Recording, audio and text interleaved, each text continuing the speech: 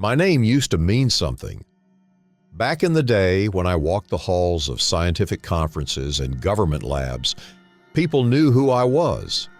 I was James Carter, one of the brightest minds in neurobiology. Now, at 65, living in a remote cabin with nothing but regret for company, my name no longer matters. What I'm about to share will either be dismissed as the ramblings of a madman or buried so deep under government red tape that no one will ever find it. But I can't keep quiet any longer. I've run from the truth for too many years, and the nightmares, the screams, they won't stop.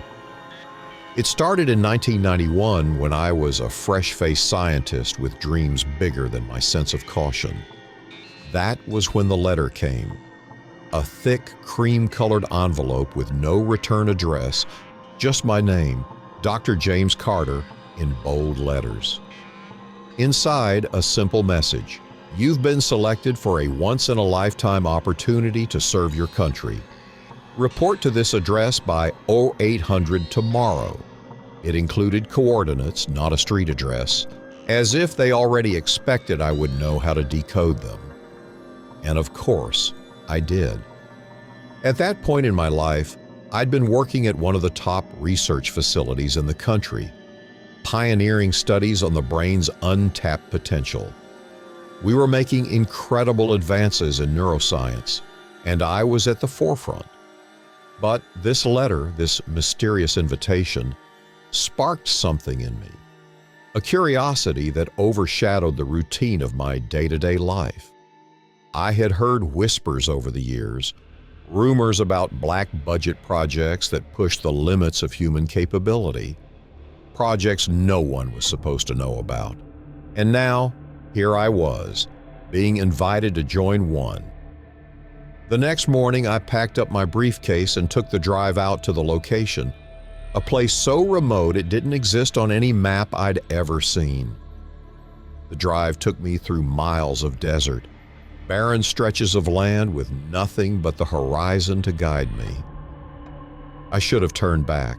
I should have questioned the secrecy. But ambition is a funny thing. It blinds you to the obvious dangers when you think you're on the verge of something revolutionary.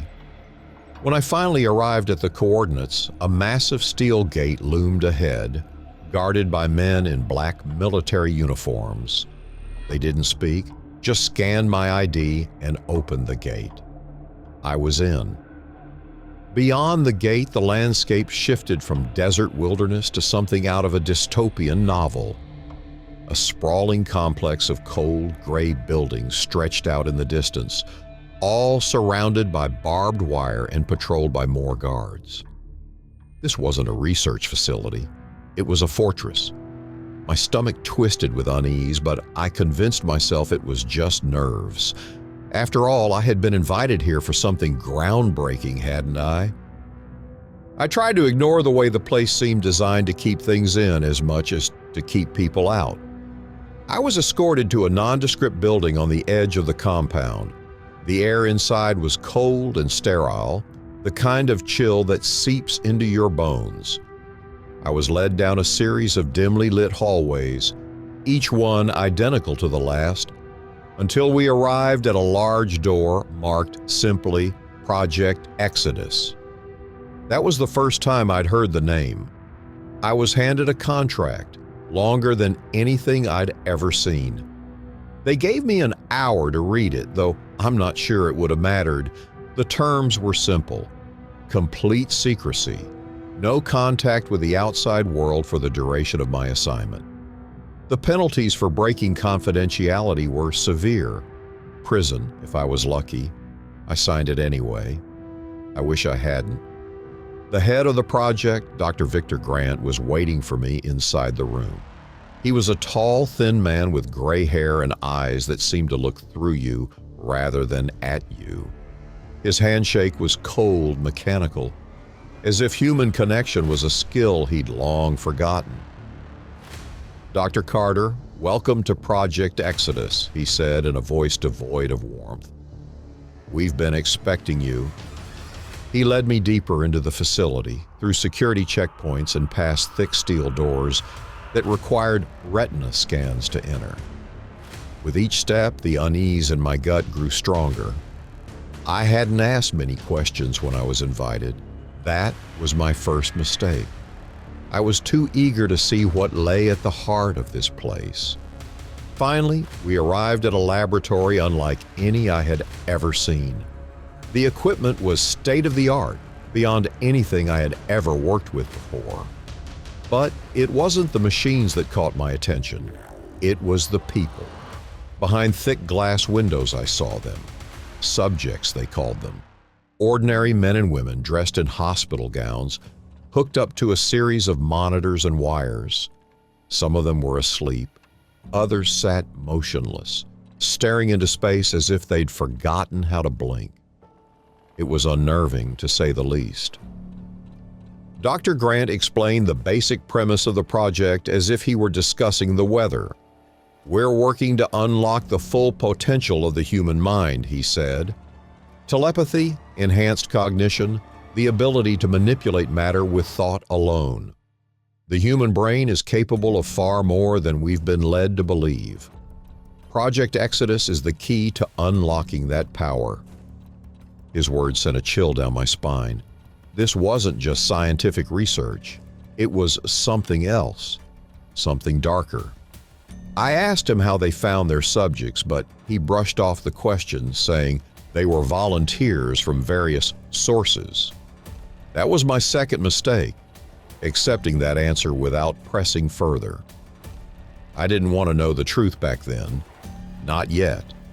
I was assigned my own group of subjects to observe and monitor. They all had the same vacant expressions, the same hollow eyes. They had been through weeks of conditioning, as they called it, isolated in soundproof rooms, deprived of sensory input, forced into altered states of consciousness. The goal was to break them down, strip away their sense of self, until they became something new, something powerful. But as I looked into their eyes, I didn't see power. I saw fear. And I began to wonder if I had just signed up for something far more dangerous than I could have ever imagined. That was the beginning. That was the day I walked into the shadows. And once you're in, there's no turning back. In the weeks that followed, I became more deeply entrenched in the inner workings of Project Exodus than I ever could have imagined. At first, the tasks were simple. Monitor the brain activity of my assigned subjects, document any unusual cognitive patterns, report back to Dr. Grant. The data we collected was extraordinary. The subjects, who once exhibited nothing but confusion and fear, began to demonstrate abilities that defied every law of biology, physics, and reason I had ever known. But with each step deeper into the project, my sense of dread only grew. The subjects were human, in name only. The hollow shells I observed day in and day out had been stripped of everything that made them individuals. There were 6 in my group, all different ages and backgrounds, yet they had one thing in common: an overwhelming emptiness in their eyes. It was as if the essence of who they were had been erased, leaving behind nothing but husks, bodies that were being manipulated for some twisted purpose. They never spoke.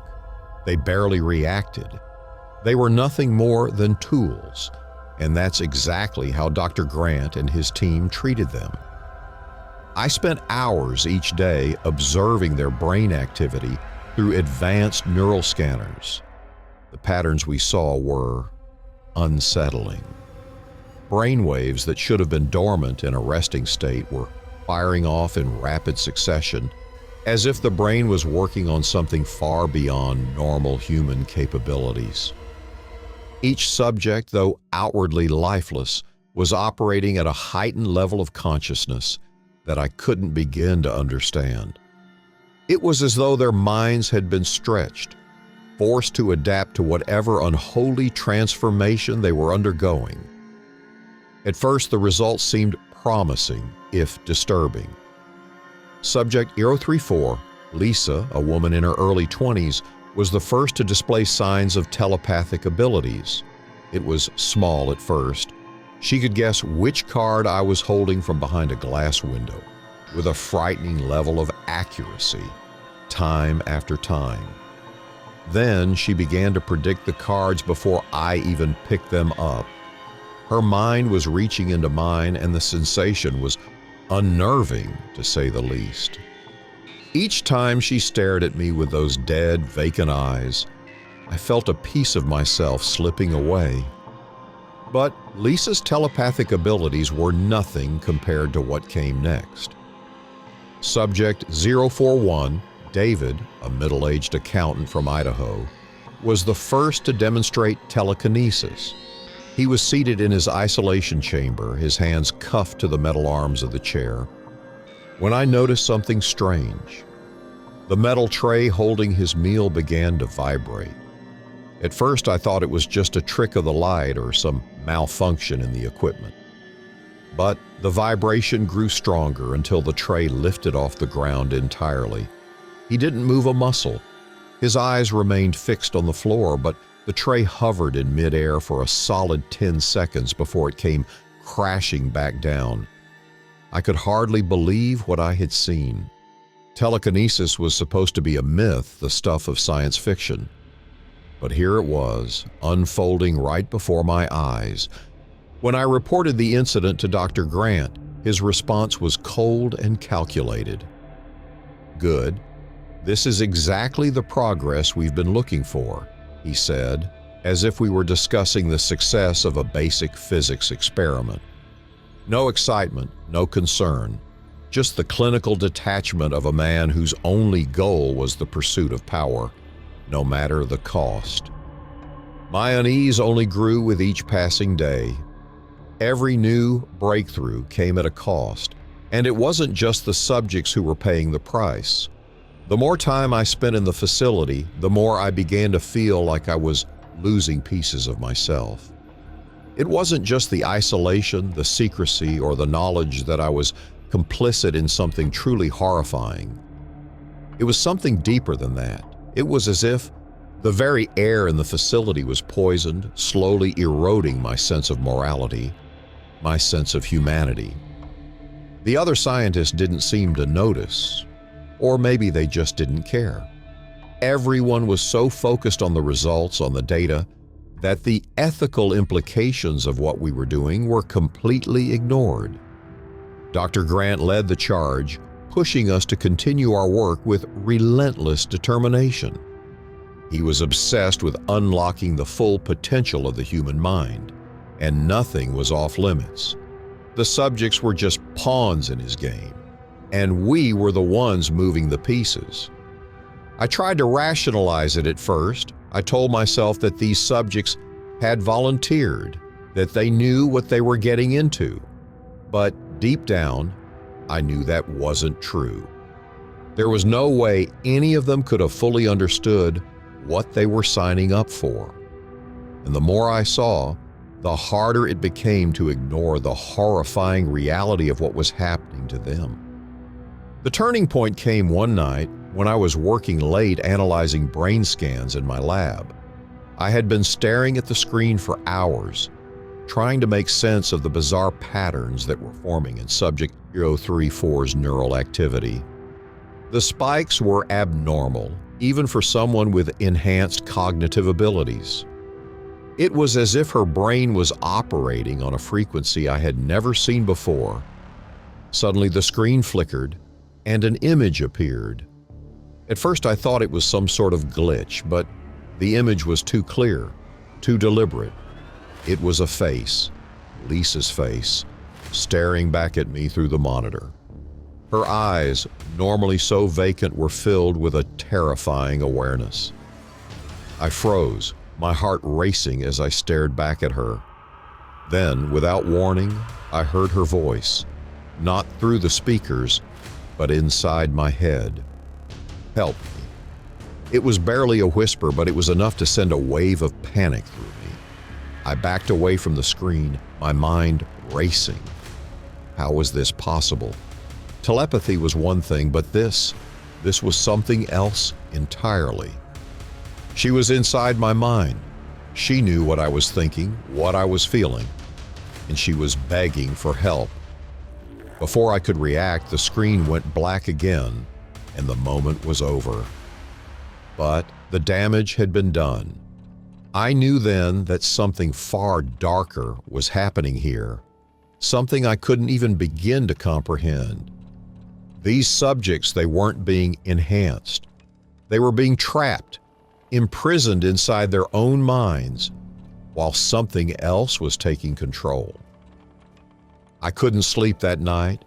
Every time I closed my eyes, I saw Lisa's face, heard her voice, and with it came the overwhelming realization that I was no longer just a scientist working on a cutting-edge project. I was part of a nightmare, one I couldn't escape from. That was when I knew I had to find out the truth, not just about Project Exodus, but about what they had done to these people and what they were planning to do next. The next morning, I arrived at the facility with a gnawing sense of dread that I couldn't shake. After what had happened the night before, hearing Lisa's voice inside my head, there was no turning back. Something was terribly wrong with Project Exodus, and I had to uncover the truth. But I had no idea how deep the rot truly went. As I made my way through the narrow, sterile corridors of the research center, I noticed something unusual. The security presence had been increased overnight. Guards were stationed at every corner, their eyes cold and distant, their hands resting on the butts of their rifles. It was as if the facility had transformed into a fortress, and we were all prisoners inside. The day began like any other. I resumed my work, conducting routine observations of my subjects. But something had changed. Lisa, who had been one of the most docile and compliant subjects, now refused to make eye contact with me. She sat in her containment room, her hands trembling as she stared at the floor. There was a heaviness in the air, a weight that pressed down on me like a physical force. Subject 034 is non-responsive, I muttered into my recorder, trying to maintain my composure. Signs of distress, perhaps psychological fatigue. But deep down, I knew it wasn't fatigue. She had tried to reach out to me. Somehow, she had broken through the barriers that had been placed around her mind and made contact. And now, whatever was happening to her was growing worse. As the day wore on, I made the decision that I couldn't continue to stand by and watch. I had to dig deeper, find out more about the project. But doing so would be risky. Security was tighter than ever, and the slightest misstep could lead to immediate consequences, if not worse. I waited until late in the afternoon when most of the staff had retired to their quarters or were busy with their own experiments. That's when I made my move. I knew that Dr. Grant's office, where he kept all the classified files on Project Exodus, was located in the sublevel, an area accessible only to senior personnel. Getting there would require bypassing several security checkpoints, but I had a plan. The previous week, I had noticed one of the newer security guards, a fresh recruit named Jackson, had a habit of leaving his ID badge on the break room table when he took his lunch. It wasn't much, but it was enough to get me through the first layer of security. I timed my movements carefully, waiting for Jackson to head to lunch before I swiped his badge from the table. My heart pounded as I approached the elevator that led to the sublevel. The badge reader blinked red for a moment before turning green. I was in. The ride down was agonizingly slow, each second stretching into an eternity. I couldn't help but think about what I was doing, about how one wrong move could lead to my permanent disappearance. But something drove me forward. Whether it was guilt, fear, or some twisted sense of curiosity, I wasn't sure. All I knew was that I couldn't stop now. When the doors finally opened, I was greeted by a long, dimly lit corridor. The sublevel was eerily quiet, its walls lined with thick, reinforced metal. The air was colder down here, almost suffocating in its stillness. I pulled my lab coat tighter around me as I made my way toward Dr. Grant's office, my footsteps echoing against the steel floor. I reached the door to his office without encountering anyone, which only deepened my unease. It was as if this part of the facility had been abandoned, forgotten by the rest of the world. I used the badge to unlock the door, and as it slid open with a soft hiss, I stepped inside. The room was stark, with little more than a desk, a few filing cabinets, and a bank of monitors on one wall. Dr. Grant's workspace was meticulously organized, everything in its place, but it wasn't the desk I was interested in. It was the computer. I sat down at the terminal, my hands trembling as I typed in a few basic commands. The screen flickered to life, and after a few moments I was staring at a series of folders marked with various code names. But one folder caught my eye immediately: Exodus, Final Phase. My pulse quickened as I opened the folder. Inside were dozens of documents, each one more disturbing than the last. The reports detailed the experiments being conducted on the subjects, but these weren't just tests to enhance cognitive abilities. They were something far darker. The subjects weren't being enhanced, they were being transformed. The experiments were designed to strip away their humanity, to reprogram their minds into something else. The goal was to create soldiers, beings capable of superhuman feats of telepathy, telekinesis, and more, with none of the emotional or moral limitations that held the rest of us back. But there was more.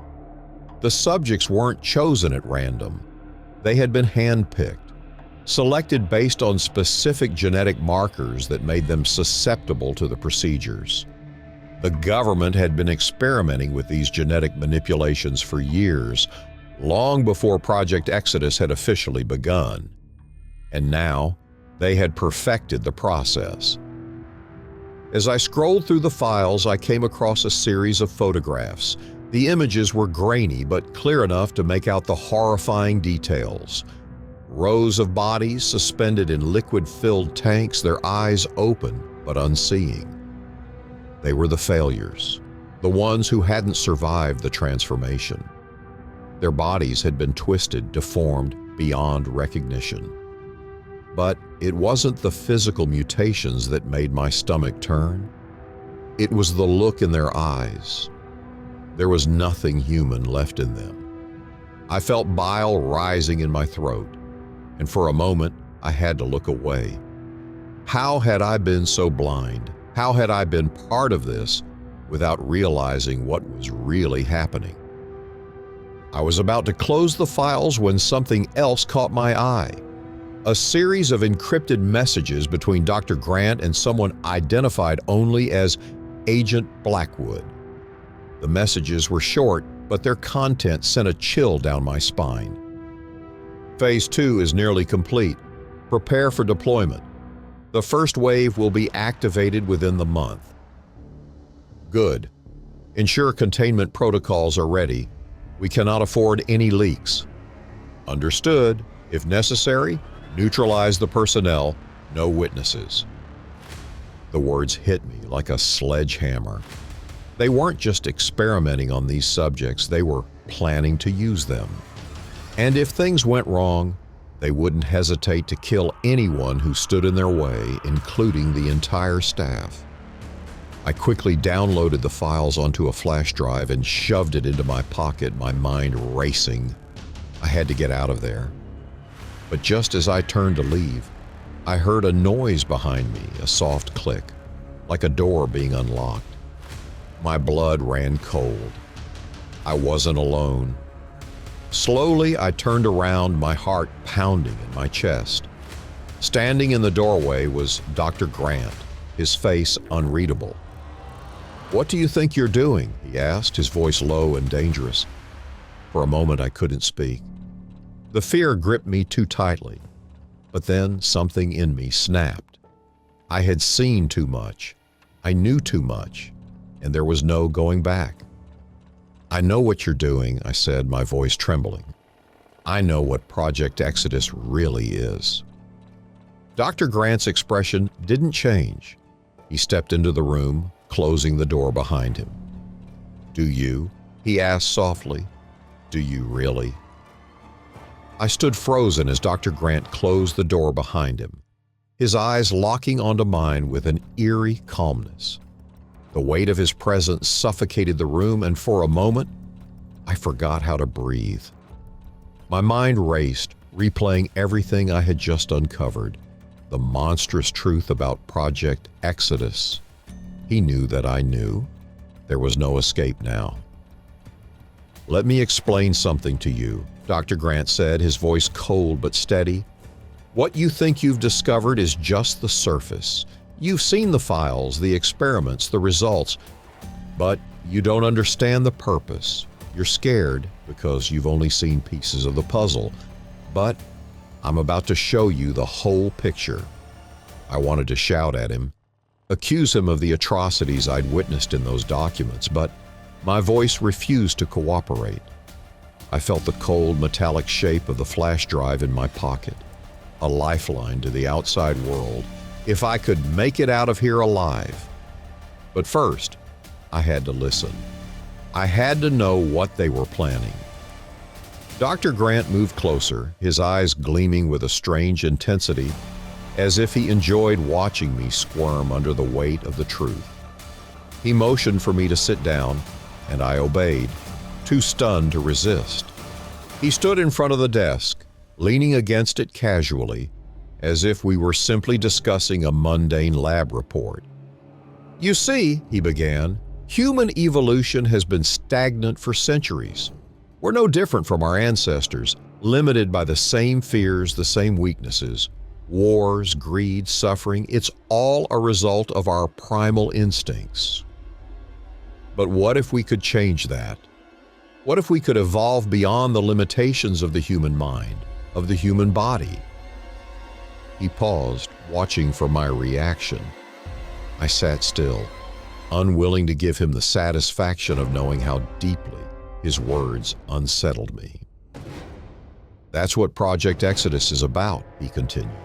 "We're not just enhancing these subjects, we're creating the next step in human evolution. Beings capable of telepathy, telekinesis, the kind of power that could reshape the world. The subjects we're working with, the ones you've been observing, they're just prototypes. They're not failures, as you might think. They're learning." His words sent a chill down my spine. The images of the deformed bodies in the tanks flashed through my mind, their empty, lifeless eyes staring back at me. Learning. How could they call that grotesque horror learning? "And Lisa?" I asked, my voice barely a whisper. "What about her?" Dr. Grant smiled, but it was a smile devoid of warmth, devoid of humanity. "Ah, Lisa, subject 034. She's special, one of our most promising candidates. You've seen her progress, haven't you? She's already started to tap into her abilities, breaking down the barriers between your mind and hers. It's only a matter of time before she, and others like her, achieve full control." My stomach twisted into knots. Lisa had been trying to communicate with me not out of malice, but out of desperation. She wasn't a willing participant in this nightmare. She was trapped, just like the rest of us.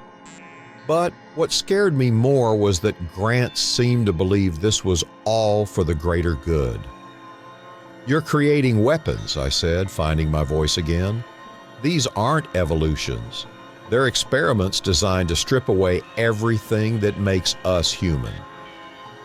Grant's expression darkened, and he shook his head slowly. "No, you misunderstand. We're freeing them from the shackles of fear, of mortality. The subjects aren't the only ones evolving. so is humanity itself. The world is on the brink of collapse, and we're preparing for what's to come. What we're creating here will ensure survival, power, control. The words hung in the air like a toxic cloud, suffocating any hope I had left. I knew then that this wasn't just some rogue experiment gone wrong. This was deliberate. It was part of a much larger, much darker plan. "What happens when things go wrong?" I demanded, my hands gripping the edge of the chair. "When these prototypes start to fail? When they become uncontrollable?" Grant smiled again, this time with genuine amusement. "Fail? Oh, they don't fail. They adapt. What you saw in those tanks, those," he waved his hand dismissively, "early iterations, they aren't failures. They're just incomplete. And as for control, that's not an issue. We've engineered safeguards, containment protocols, if you will." I felt bile rise in my throat. Containment protocols. That was just another way of saying elimination. If any of the subjects posed a threat, they would be wiped out, along with anyone who stood in the way. I had seen the encrypted messages.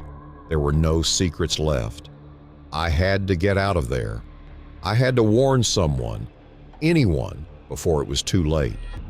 But how? Grant was standing between me and the door, and there was no way I could make it past the security station throughout the facility without raising suspicion.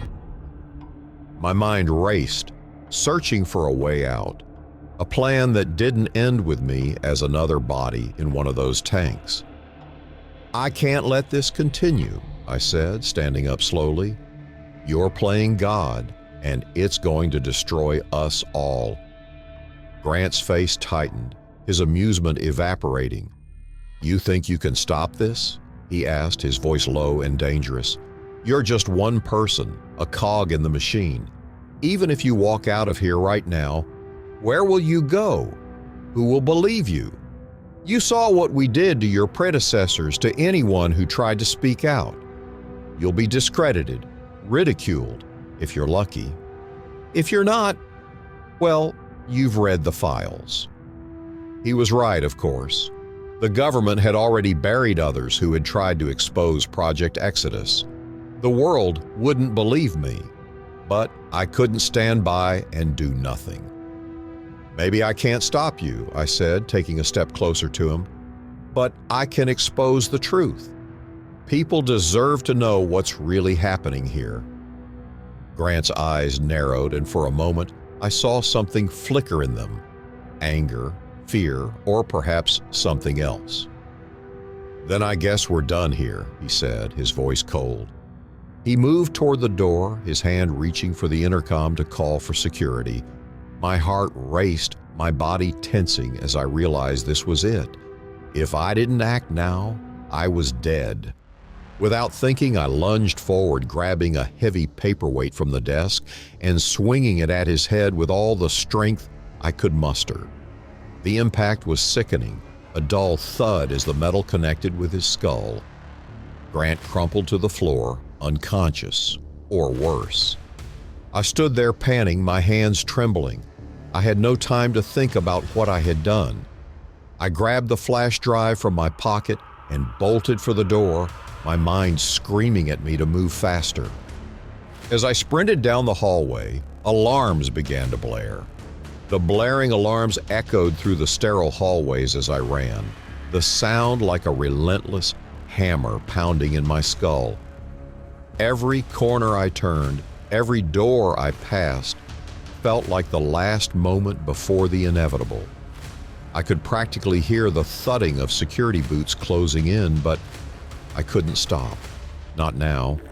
Not after what I'd just done to Dr. Grant. My heart raced, adrenaline flooding my veins as I clutched the flash drive tightly in my pocket. The last piece of evidence that might stop Project Exodus from advancing into something far darker than anyone could imagine. I had seen the prototypes, the twisted versions of what humanity could become locked in those tanks. But it was Lisa's terrified face and those haunting whispers that kept driving me forward. She was more than just a subject now. She was a symbol of everything that needed to be stopped. I skidded around a corner, nearly slamming into a security checkpoint.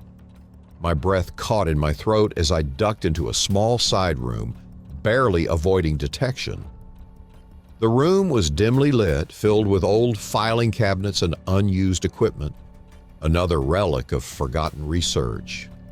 I crouched low behind a metal cabinet, trying to calm my breathing. Sweat dripped down my face as I struggled to keep myself from hyperventilating. The weight of the moment was crushing. Every fiber of my being screamed that this was wrong, that I had crossed a line and there was no turning back. Dr. Grant's crumpled body flashed in my mind, but I shoved the image away. I couldn't think about that now. I had to survive. I peeked through the crack in the door. 2 security officers stood at the checkpoint, their radios buzzing with frantic chatter. All units to level 3 immediately. We have an intruder. Lethal force is authorized. Lethal force. They were coming for me and they were ready to kill. I pressed my back against the wall, my mind scrambling for options. I needed a way out, a plan, but I couldn't think straight. I was out of my element, just a researcher who had stumbled onto a nightmare too big to comprehend. And now I was in a fight for my life. Suddenly, my phone buzzed in my pocket. I fumbled for it, expecting it to be another security alert or an automated lockdown message. But instead, it was a text from an unknown number. I can help you. Meet me in sub-level 5. It's your only chance. My stomach tightened. Who the hell was this? Was it a trap? Or was there really someone else out there trying to take down this operation? I didn't have time to question it. The sound of heavy footsteps marching in unison toward the hallway jolted me back into the present. I had no choice. I had to trust whoever this was. Sub-level 5 was my only shot at survival. I slipped out of the side room, making sure to keep low and out of sight. My mind raced, trying to remember the layout of the facility. Sub-level 5 was deep underground beneath the primary labs. Only high-clearance personnel had access to it.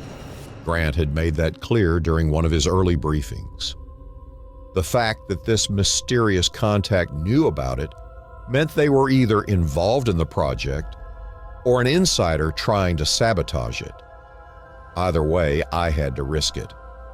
I darted through the hallways, ducking into empty corridors whenever I heard footsteps approaching. My pulse pounded in my ears, drowning out the alarms and chaos that surrounded me. Every second felt like an eternity. I could almost feel the net tightening around me, the inevitability of being caught just a step behind. Finally, I found the stairwell leading to the sublevels. I hesitated at the door, glancing over my shoulder to make sure no one had followed me. The building seemed to pulse with a life of its own, a maze of concrete and steel designed to trap me like a rat in a cage. I pushed through the door and sprinted down the stairs, my legs aching from the strain. Each flight I descended brought me closer to the dark heart of the facility, the place where the real secrets were buried. Sublevel 5, I reached the bottom of the stairwell, gasping for breath as I scanned the heavy metal door before me. There was no keypad, no security panel, just a steel door with a single, narrow window cut into it. I pressed my face against the glass and peered through. The hallway beyond was dim, flickering with the faint glow of emergency lights. Empty, as far as I could tell. I tried the handle, and to my surprise, it opened easily. No locks, no security measures, just an open door leading into the unknown. Stepping into the corridor, the air felt colder here, as if the temperature had dropped significantly the deeper I went. The walls were different too, thicker, reinforced with some kind of strange metallic alloy. This place wasn't like the rest of the facility. It felt older, more dangerous, like it had been built for something far darker than scientific research. I walked slowly, the sound of my footsteps echoing unnervingly off the walls. I couldn't shake the feeling that I was being watched, that at any moment something would emerge from the shadows. Suddenly, a figure appeared at the end of the hallway, cloaked in the darkness. I stopped dead in my tracks, my heart pounding in my chest. My hand instinctively reached for the small utility knife I had grabbed earlier, knowing it was a pitiful defense against whatever might be lurking here. The figure stepped forward and the dim light revealed a woman in a lab coat. Her face was gaunt, her eyes hollow as if she hadn't slept in days. But there was something familiar about her, a sense of recognition that I couldn't place. "You're Dr. Samuels," she said, her voice soft but steady. "You don't know me, but I've been watching you. My name is Dr. Keaton. I'm the one who sent the message." I stared at her, too shocked to speak. She wasn't part of my team. She wasn't anyone I'd seen in any of the briefings or project files. "Why should I trust you?" I finally managed to ask, gripping the flash drive tightly in my pocket. She took a step closer, her face filled with a mix of urgency and exhaustion.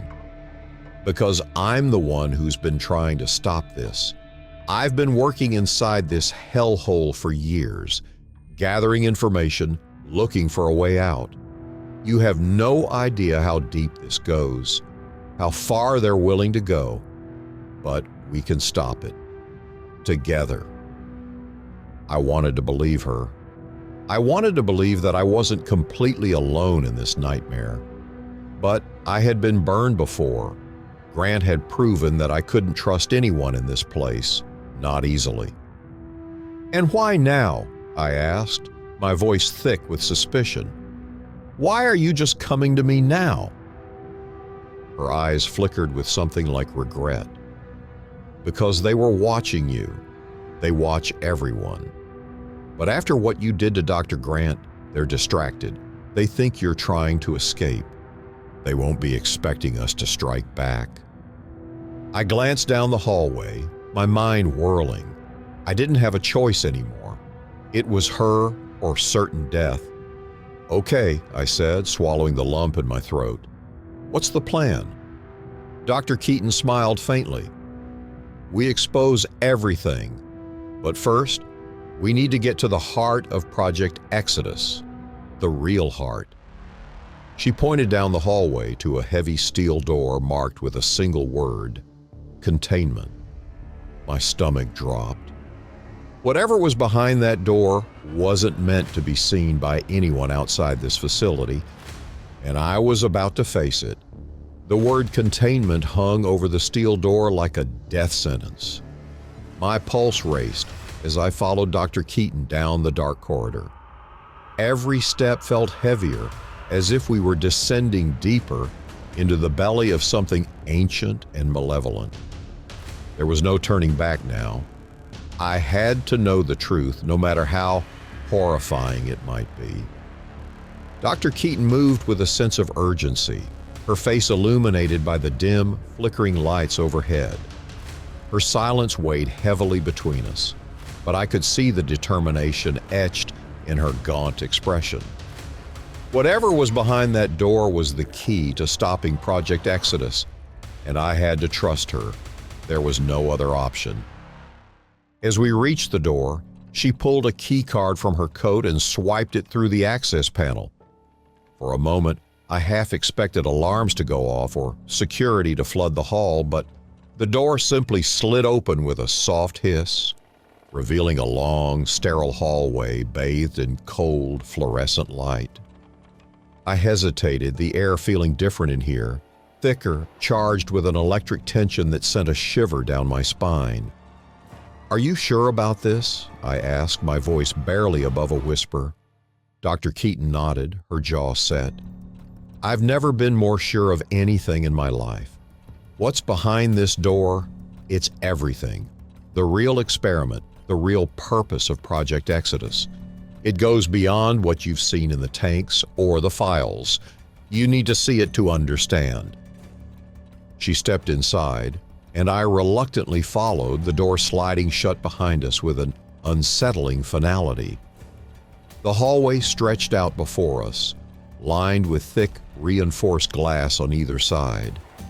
Behind the glass, I could see rows of containment chambers, large, cylindrical pods filled with a murky green fluid. Inside each one, something stirred. My breath caught in my throat as I took in the sight of the creatures floating within. They were humanoid, but grotesquely altered. Elongated limbs, twisted faces, and eyes that seemed to glow faintly through the liquid. Some had extra appendages, arms or tentacles, and others had skin that was mottled and covered in strange scales. They looked like something ripped from a nightmare, a horrific fusion of human and something else entirely. "What the hell are these things?" I whispered, my voice trembling. "They were once human," Dr. Keaton said softly, her gaze fixed on the creatures. "But the government has been experimenting on them for years, trying to create something new, something better. Project Exodus was never about enhancing soldiers or building weapons. It was about creating the next stage of human evolution by fusing human DNA with alien genetic material." My stomach churned as I stared at the twisted figures, their bodies distorted beyond recognition. "These things, they're alive?" "Barely," she replied. "They've been kept in stasis, but the process, what they've done to them, it's irreversible. They were trying to create a hybrid species, something stronger, smarter, and more resilient than humans. But something went wrong." Dr. Keaton paused, her voice dropping to a whisper. "The alien DNA they used, it's more powerful than they anticipated. It started to take over, warping their bodies and minds. They became unstable, too dangerous to control." I swallowed hard, the full weight of what she was saying sinking in. This wasn't just some twisted science experiment. This was a complete disregard for humanity, for life itself. "And what about Lisa?" I asked, the memory of her haunted face flashing through my mind. "Is she one of them?" Dr. Keaton's expression darkened. "Lisa was part of the early stages of Project Exodus. She was the first successful fusion, mostly human, with just a small amount of alien DNA. She retained her intelligence, her humanity, but the changes, they were subtle. She became stronger, faster, more resilient. But over time, the alien DNA began to affect her in ways we couldn't predict. She started to hear voices, have visions. She became a threat to the project." I clenched my fists, anger boiling beneath my skin. "You experimented on her, on all of them. And for what? To create some kind of superhuman army?" Dr. Keaton shook her head. "It's worse than that. Project Exodus was just the beginning. The real goal was never about soldiers or warfare. It was about survival. The government knows something we don't, something about the future of our planet. They believe that the human race is doomed, and they're trying to create a species that can survive whatever's coming, a species that can adapt to the changes they're predicting." My mind reeled as I tried to process her words. What changes? What's coming? She turned to me, her eyes filled with a deep, unsettling fear. "I don't know all the details, but they've been monitoring something out in space, a signal or a presence. They believe it's headed for Earth, and when it arrives, humanity won't survive. Project Exodus was supposed to create a new breed of humans, ones that could withstand the changes, but it's all gone wrong." Before I could respond, the lights in the hallway flickered, casting eerie shadows across the containment chambers. A low hum filled the air, and I felt the hair on the back of my neck stand on end. "They're waking up," Dr. Keaton said, her voice trembling. "We need to leave now." But it was too late. One by one, the creatures in the pods began to stir, their eyes flicking open, glowing with a sinister light. The liquid inside the chambers began to bubble and churn as they thrashed violently, their bodies convulsing against the glass. A loud hiss echoed through the hallway as one of the chambers released, the glass shattering as a creature tumbled out, its elongated limbs hitting the floor with a sickening thud. It let out a low, guttural growl as it rose to its feet, its glowing eyes locking onto us. Dr. Keaton grabbed my arm, pulling me back. "Run!" We bolted down the hallway as more chambers burst open, the creatures emerging from their containment, their movements jerky and unnatural. Behind us, the sound of heavy, distorted breathing filled the air as they began to pursue us, their feet slapping against the cold, sterile floor. My heart pounded in my chest as we ran, the hallway stretching endlessly before us. The exit loomed ahead, but the creatures were closing in fast, their growls growing louder, more desperate. I could hear the scrape of claws against metal, the guttural snarls of something inhuman. We reached the door just as one of the creatures lunged at Dr. Keaton, its claws outstretched. She cried out as it grabbed her arm, its twisted face inches from hers. Without thinking, I swung the fire extinguisher I had grabbed from the wall, smashing it into the creature's head. It let out a pained screech, releasing her as it staggered back. "Go!" I shouted, pushing her through the door as I slammed it shut behind us. We stumbled into the main corridor, gasping for breath. The creatures pounded on the door from the other side, their howls filling the air, but the door held, for now. Dr. Keaton looked at me, her face pale and drawn. "We need to destroy this place, burn it to the ground before those things get out."